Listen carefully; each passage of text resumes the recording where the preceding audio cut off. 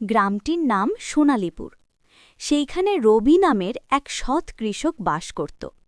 তার ছিল খুবই অভাব, নুন আনতে পান্তা ফুরায়। তবুও সে সততা ভুলে নাই। তার ফ্যামিলিতে ছিল ৩ জন, রবি, তার বউ আর রবির ছোট্ট মেয়ে। একদিন রবির বউ রবিকে যা বলল, "কি গো, জমিদারের কাছ থেকে যে জমিটা বন্ধক নিয়েছিলে, সে জমিতে তো এখন আর কোনো চাষ হয় না। জমিদার জানি কবে আসে, আমাদের ভিটে বালি ছিনিয়ে নেয়।" আরে বউ, আমি তো সেই ভয় পাচ্ছি। জানি না কবে আবার জমিদার চলে আসে। আবার এদিকে মেয়েটা বড় হয়ে যাচ্ছে, এখনো স্কুলে ভর্তি করতে পারলাম না।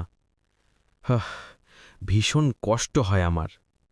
আচ্ছা, এখন কাজে চলে গেলাম। এই বলে রবি মাঠে চলে গেল কাজ করতে। সত্যিই রবির অনেক কষ্ট, কিন্তু হঠাৎ রাস্তার মধ্যে রবির সাথে এক ভিখারির দেখা হয়। সে ভিখারি বলে, বাবা, আমাকে কিছু টাকা দেবে? আমার কাছে কোনো টাকা পয়সাও নেই, আবার এই চাচাকে কিছু না দিয়েও পারছি না। আচ্ছা, আমার কাছে না ৫টা টাকা আছে, ওইটাই দিয়ে দেই। এই বলে রবি ভিখারিকে সেই তার ৫টা টাকাই দিয়ে দিল, যা সে অনেক কষ্ট করে জমাইছিল তার মেয়ের জন্য কাপড় কিনবে বলে। কিন্তু সেটা ক্ষুধার্ত ভিখারিকে দিয়ে দিল। তো বাচ্চারা, এইবারই তো হবে আসল খেলা। রবি তার বাগানে হঠাৎ করে দেখতে পেল আকাশ থেকে একটি পরী উড়াল দিয়ে তার কাছে আসে। সেই পরীটা দেখে রবি অবাক হয়ে গেল। পরীটা রবিকে বলল, "রবি, আমি তোমাকে কিছু দিতে চাই।" সে কি, তুমি আবার আমাকে কি দিবে? তুমি কে? আমি তো তোমাকে চিনি না। আমি আবার অচেনা মানুষের কাছ থেকে কিছু নেই না। রবি, তুমি অনেক সৎ।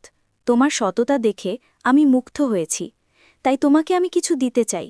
দয়া করে তুমি না করো না। এই বলে পরীটি রবিকে একটি মুরগি দিতে চাইল। বাচ্চারা, এটি কোনো সাধারণ মুরগি নয়। এই মুরগিটি প্রতিদিন একটি একটি করে সোনার ডিম পাড়ে। তারপর রবি আর না করে নেয়। তারপর রবি মুরগিটির কাছে আসলো, আর কাছে এসে তারপর মুরগিটিকে বাসায় নিয়ে যায়। মুরগিটি প্রতিদিন একটি একটি করে সোনার ডিম পাড়ে। বাচ্চারা, রবির ভাগ্যটা অনেক ভালো ছিল, তাই মুরগিটি বাসায় নিয়ে যাওয়ার পরে একটি সোনার ডিম পাড়ে। আর বেশি দেরি না করে রবি সোনার ডিম আর তার বউকে নিয়ে সেখানকার নামি দামি এক সোনার দোকানে গেল মুরগির ডিমটি বিক্রি করার জন্য।